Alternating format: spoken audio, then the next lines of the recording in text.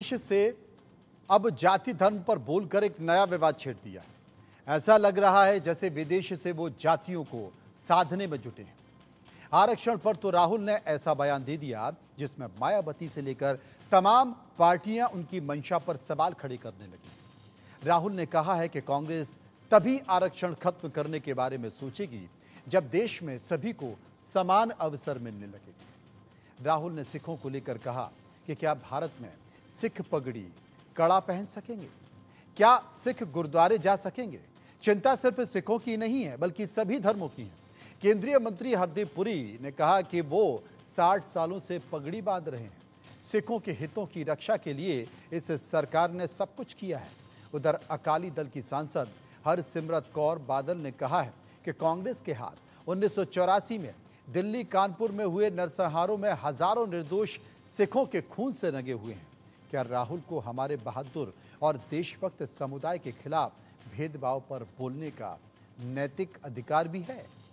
Washington DC के George town university के एक कार्यक्रम में राहुल गांधी ने लोकसभा चुनाव को लेकर कहा कि वो इसे स्वतंत्र चुनाव की तरह नहीं देखते हैं बल्कि इसे बेहद नियंत्रित चुनाव की तरह देखते हैं। जॉर्ज टाउन यूनिवर्सिटी के कार्यक्रम में राहुल गांधी ने वर्तमान में चीन के उत्पादन का जिक्र भी किया।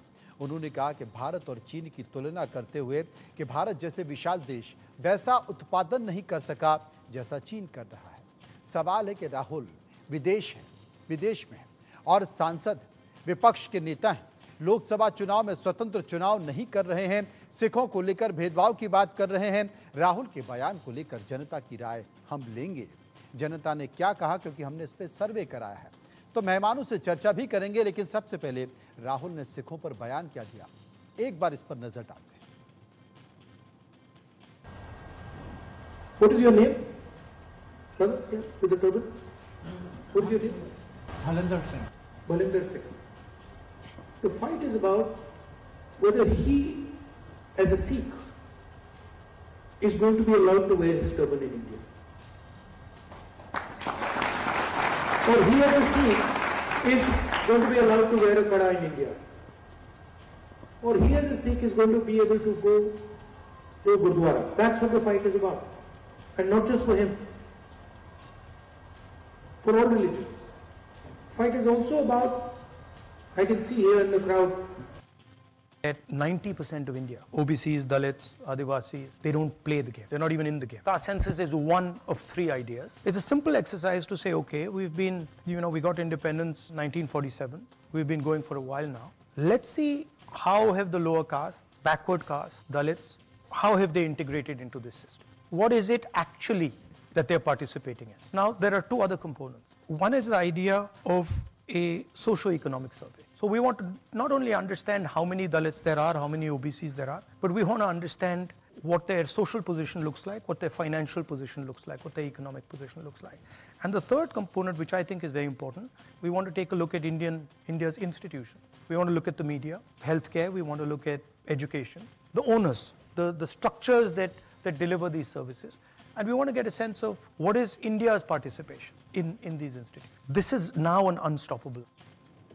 बात बोले, मैंने समाज सेवा की बात की अभी, बट सैक्रिफाइस, कुर्बानी, ये आपकी बात बिल्कुल सही है। आप देखिए देश में हमारी जो जनसंख्या है 140 करोड़, उसमें से कितनी सिख कम्युनिटी है? 2% से कम होगी। हमारे कितने हमारे बहन भाई जो हैं आर्म्ड फोर्सेस में सर्व करते हैं, जो अन्नदाता हैं, जो बाकी देश सेवा में लगे हुए हैं। तो it's a very proud community and rightly so, because वो मेहनत करते हैं, अपनी समाज सेवा करते हैं। तो राहुल गांधी को कहना कि आपको पगड़ी डालने में तकलीफ हो रही है, पता नहीं कहाँ से आ रहा है। He was trying to create mischief, that is clear to me, and he is trying to set a dangerous president. जो हमारे बहन भाई बाहर हैं, मेहनत से अपनी कमाई करते हैं, उनको मिसलीड करने की कोशिश कर रहा है। राहुल गांधी शायद ये सोच रहे हैं कि भारत में हम जाति और धर्म के नाम पर गृह युद्ध करवाएं और अपने माँ बेटा यहाँ से इटली भाग जाए। आरएसएस जिस समय वो देश के सिखों का नरसंहार कांग्रेस पार्टी करा रही थी, उनके पिताजी, उस समय आरएसएस के स्वयंसेवक उनके आंसू पोंछ रहे थे, उनके बीच काम कर रहे थे। आरएसएस वायनाड में जब तबाही हो रही थी, ये तो भाषण दे के आ रहे थे और आरएसएस के कार्यकर्ता उन्हें खाना पहुंचा रहे थे, आंसू पोंछ रहे थे। Rahul Gandhi below the belt है, उनको उनकी नैतिकता नहीं काम कर रहा है। वो नैतिक विहीन व्यक्ति हैं जो एक विपक्ष के नेता होकर के भारत को गाली दे रहे हैं। इस बीच आरक्षण को लेकर मायावती ने भी संकेत दिया। आरक्षण को लेकर मायावती ने राहुल गांधी पर पलटवार करते हुए एक्स पर लिखा है कि केंद्र में काफी लंबे समय तक सत्ता में रहते हुए कांग्रेस पार्टी की सरकार ने ओबीसी आरक्षण को लागू नहीं किया है। अब इसकी आड़ में सत्ता में आने के सपने देख रही है। इस नाटक से सचेत रहें, जो आगे कभी भी जातीय जनगणना नहीं करा पाएगी। कांग्रेस पार्टी के सर्वेसर्वा राहुल गांधी के इस नाटक से भी सतर्क रहें, जिसमें उन्होंने विदेश में जो कहा कि भारत जब बेहतर स्थिति में होगा तब हम SC, ST और OBC का आरक्षण खत्म कर देंगे। इससे स्पष्ट है कि कांग्रेस वर्षों से इसके आरक्षण को खत्म करने के षड्यंत्र में लगी हुई है। ये सोशल मीडिया प्लेटफॉर्म X पर मायावती ने अपने समर्थकों को एक संकेत दिया है। लेकिन इन सब के बीच हमने एक सर्वे कराया इस मुद्दे को लेकर। कुछ सवाल हमने लोगों से पूछे, लोगों ने उस पर अपनी राय भी दी है। पहला सवाल जो हमने लोगों से पूछा वो पहला सवाल था कि अमेरिका में दिए गए राहुल गांधी के बयानों को देश विरोधी मानते हैं, आपकी राय क्या है? 68%, 68% लोगों ने कहा हाँ हम देश विरोधी मानते हैं। 29% लोगों ने कहा हम देश विरोधी बयान नहीं मानते हैं और 3% इस पर कुछ भी नहीं कहना चाहते थे। लेकिन राहुल गांधी में अगर विदेश में अपना ये बयान दिया तो इसके पीछे के संकेत क्या है? एक और सवाल हमने लोगों से पूछा, अमेरिका में आरक्षण पर दिए बयान पर राहुल गांधी की मंशा क्या है? 22% लोगों ने कहा आरक्षण खत्म करना चाहिए। 48% लोगों ने कहा कांग्रेस का राजनीतिक खेल है ये। 24% लोग समान अवसर देने की बात कर रहे थे और 6% लोग इस पर कुछ भी कहना नहीं चाहते थे। लेकिन क्या कारण है? अश्वनी शाही, नेता बीजेपी, वरुण पुरोहित, कांग्रेस नेता और राजनीतिक मामलों के जानकार सुरेंद्र सिंह लाली भी इस वक्त हमारे साथ हैं। सबसे पहले मैं सुरेंद्र सिंह लाली के पास चलूंगा। सुरेंद्र सिंह जी, मैं आपसे पूछना चाहता हूं कि राहुल गांधी विदेश जाते हैं, विदेश में जाकर भाषण देते हैं और भाषण देते वक्त देश के कुछ ऐसे मुद्दों को चुनते हैं जिसमें सिख का मुद्दा है, जिसमें आरक्षण का मुद्दा है, जिसमें संविधान का जिक्र है, जिसमें स्वतंत्रता का मुद्दा है और उन बातों का जिक्र करते करते कुछ ऐसे मार्मिक मुद्दों पर भी वो अपनी प्रतिक्रिया दे देते हैं कि देश में बवाल आ जाता है। क्या कहना है आपका सिख बयान को लेकर, सिखों को लेकर जो बयान दिया है उस पर आपकी राय? नमस्कार मनोज भाई, सबसे पहले तो मुझे एक बात समझ नहीं आती कि जब अमेरिका के प्रेसिडेंट बराक ओबामा या जो बाइडेन आते हैं तो वो अपनी डेमोक्रेटिक पार्टी या रिपब्लिकन पार्टी के मसले यहाँ नहीं लेके आते। तो पता नहीं राहुल जी को क्या प्रॉब्लम है। अब तो वो माशाल्लाह लीडर ऑफ अपोजिशन भी हैं, उनको पूरी स्पेस भी मिलती है पार्लियामेंट में बोलने की और वो बोलते भी हैं और उनका हक बनता है, शैडो प्राइम मिनिस्टर है। पर पता नहीं उनको अमेरिका जाके क्या होता है, वो अंकल सैम जो पिट्रोडा जी उनको क्या बताते हैं। तो बड़ी माजरत के साथ कहना चाहता हूँ कि मुझे तो समझ ही नहीं आ रहा कि इस बयान की तुकबंदी क्या है। वैसे मैं एक बात बोलूं कि शायद उन्होंने कहा ठीक है, 2 बातें कि जी पगड़ी बांधने की या कड़े पहनने की सिखों को इस समय उस पे एक प्रॉब्लम है, कहा ठीक है, पर वो 2024 मतलब आप मानते हैं कि प्रॉब्लम है? आप मानते हैं जिसका जिक्र राहुल गांधी कर रहे हैं? मुझे कंप्लीट करने दीजिए कि वो कहा ठीक है, पर जेट लैग था ना, तो वो 1984 की बात कर रहे थे बेचारे। एक बात को समझो कि 14 से 15 घंटे की फ्लाइट है, तो बिल्कुल मतलब 1984 में ये मसला था। और मेरे को, मैं बड़े मतलब हैवी हार्ट के साथ कहता हूँ कि मेरे पिताजी 1984 में घर की बेसमेंट में मुझे ले जाके और घर के चाकू से मेरे बाल काटे थे। तो ठीक कह रहे हैं, पर वो थोड़ा सा साल मिक्स हो गए कि 1984 में जिस तरह से सिखों को पगड़ी पहनने के लिए और कड़ा पहनने के लिए जिंदा जलाया गया, तो वो ठीक बोल रहे हैं, पर वो थोड़े साल में मिक्स कर गए हैं। क्योंकि एक बात उनको शायद समझ नहीं आ पा रही है कि ये जो 1984 में भी मनोज भाई हुआ, वो एक रायट्स नहीं थे, वो दंगे नहीं थे। दंगा होते जिसमें दो पार्टी होते, वो एक नरसंहार था। किस प्रकार एक से सोची समझी राजनीतिक साजिश थी जो कि नरसंहार के तौर पर थी और उसमें राजनीतिक इन्वॉल्व थी। और राहुल गांधी जिस बात का जिक्र कर रहे हैं, आपने ठीक कहा कि उसमें कुछ सालों का अंतर आ गया, लेकिन अगर वो थोड़ा मुड़ कर देख लेते तो शायद इस तरीके का बयान कभी नहीं देते। सर्वे के कुछ और सवाल हमने पूछे,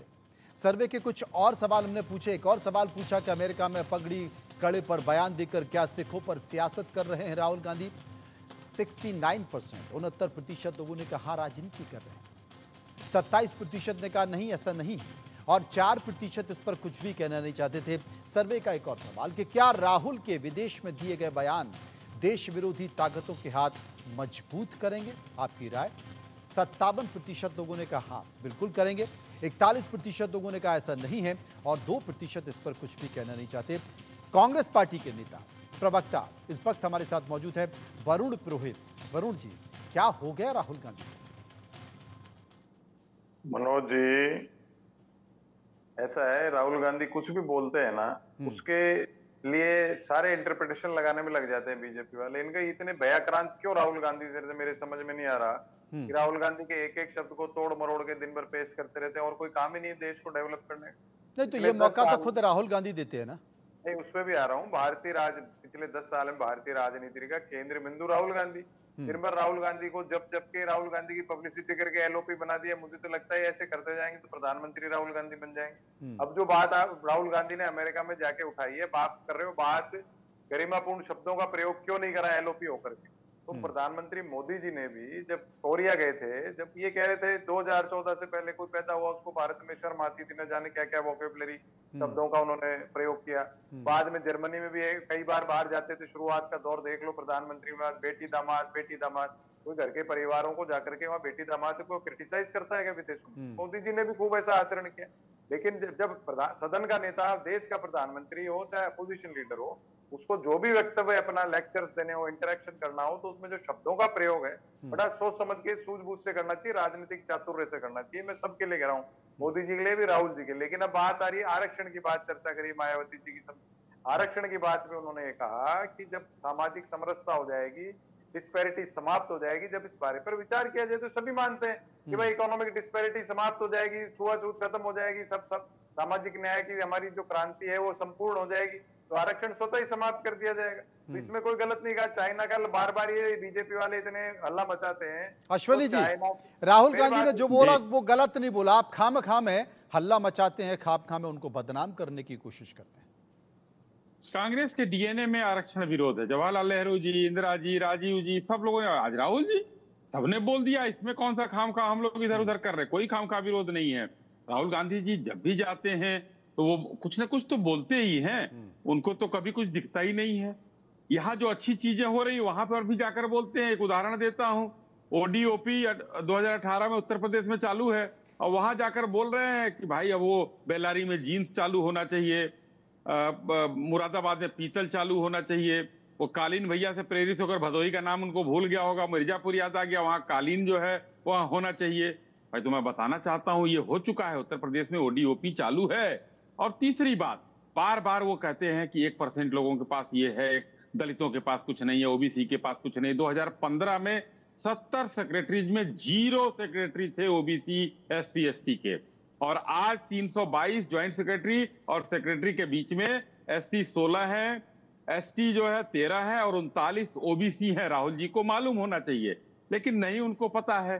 तीसरी बात, जो कहते हैं कि कोई उद्योगपति नहीं है जो दलित समाज से आता हो।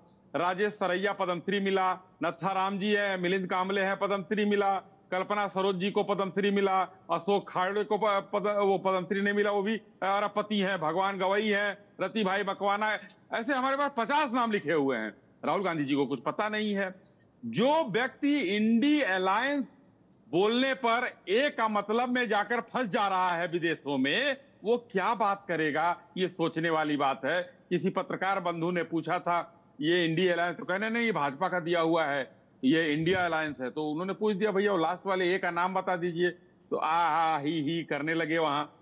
तो इसलिए मैं कहता हूं कि हिंदुस्तान में से बाहर जाइए। आप एलओपी हैं, अब आप प्रौढ़ हो चुके हैं, तो आप कभी भी कंपेयर करिए, अच्छी बात है। उन्होंने चाइना से कंपेयर किया। अब बताइए चाइना के मैन्युफैक्चरिंग सेक्टर में और इंडिया के मैन्युफैक्चरिंग सेक्टर में कितना अंतर आया। 10 साल में मैन्युफैक्चरिंग सेक्टर बढ़ा है ये इंडिया का। मेक इन इंडिया का मजाक उड़ाने वाले यही राहुल गांधी हैं। और आज देखिए, कल ही अभी एप्पल लॉन्च हुआ है, 15 से 20% के बीच में बन रहा है, अगले साल तक 25% यही बनेगा। तो हिंदुस्तान के बारे में ये मजाक क्यों उड़ाते हैं कि देश सुरेंद्र के सिंह लोग लाली मेरे साथ मौजूद हैं, क्योंकि लंबे समय तक, मुझे लगता है 1 दशक से ज्यादा वो विदेश में भी रहे हैं। सुरेंद्र लाली, मैं आपसे ये पूछ रहा हूं कि जब भी राहुल गांधी विदेश जाते हैं तो उनकी एक किसी तरह की इस तरह का कार्यक्रम या एक प्रेस कॉन्फ्रेंस आयोजित की जाती है जिसमें देश से जुड़े हुए सवाल पूछे जाते हैं। अगर राहुल गांधी इस बात का जिक्र करते हैं कि इस बार जो चुनाव हुए हैं लोकसभा के, वो बेहद नियंत्रित तरीके से चुनाव हुए हैं, वो जिक्र करते हैं सिखों का, वो जिक्र करते हैं आरक्षण का, वो जिक्र करते हैं कि इस देश में जुडिशरी में, ब्यूरोक्रेसी में, उद्योगपतियों में कितने SC ST हैं और कितने OBC हैं, तो मुझे लगता है कि विदेशों में ये संकेत क्यों, वो संकेत किसे देना चाहते हैं? क्या वो भारतीयों को संबोधित करना चाहते हैं, या फिर वो विदेशों में रहने वाले भारतीयों को संबोधित करना चाहते हैं, या फिर उनको लगता है कि देश में उनकी आवाज दबाई जाती है, अगर मैं बाहर लोगों को संबोधित करूंगा तो शायद मुझे जगह मिल पाएगी? मनोज भाई, मेरी पीड़ा कुछ और है। मतलब वो जाके तीसरे मोहल्ले में अपना पिटारा खोलते हैं, तो फिर वो लोग जॉर्ज सोरोस जैसे हमें ब्लैकमेल भी करते हैं और हमारे इलेक्शन प्रोसीजर के अंदर बात भी करते हैं। पर ये तो बड़ी एक जो भी पारिवारिक समझदार आदमी, उससे पता है कि अब घर की बात बाहर नहीं करते, और वो घर में तो इलेक्टेड लीडर ऑफ ऑपोजिशन है, वो शैडो प्राइम मिनिस्टर है। पर मैं उसमें नहीं पढ़ना चाहता, मेरी पीड़ा कुछ पर्सनल है। वो एक बात नहीं समझ रहे हैं कि पंजाब एक बॉर्डर स्टेट है। पाकिस्तान पूरा जोर लगा रहा है कि किस तरीके से वो बांग्लादेश के लिए, सियाचिन के लिए वापस पंजाब के थ्रू आए और अपना बदला ले, क्योंकि आपको पता 1984 के बाद जो हुआ था। तो एक बात शायद राहुल बाबा नहीं समझ पा रहे हैं कि पाकिस्तान और चाइना हिंदुस्तान को घेरना चाह रहे हैं, और वो थ्रू पंजाब घेरना चाह रहे हैं, क्योंकि बहुत लंबा बॉर्डर है। और चाइना तो चाहता नहीं है कि हिंदुस्तान पनपे, तो चाइना पाकिस्तान को भी ऐसा प्रॉक्सी यूज करता है कि दोनों बॉर्डर हॉट कर दो, क्योंकि अब आप हिंदुस्तान को अगर आपने सबसे बड़ा 5th से 3rd लार्जेस्ट इकॉनमी बनाना है, अगर आपके बॉर्डर हॉट होंगे तो आप अपने आसपास के बॉर्डर्स को तवज्जो दोगे कि आप अपने मेड इन इंडिया पे जाओगे। तो मेरी पर्सनल जो पीड़ा है, पार्टी लाइन से उठ के ना मैं किसी पार्टी से इत्तेफाक रखता हूं, कि ये है कि पहली बात तो हमारी सिखों की नुमाइंदगी वहां जाके ना करें, हम अपने हक के लिए लड़ सकते हैं। ये वो कौम है, सिखिज्म वो कौम है।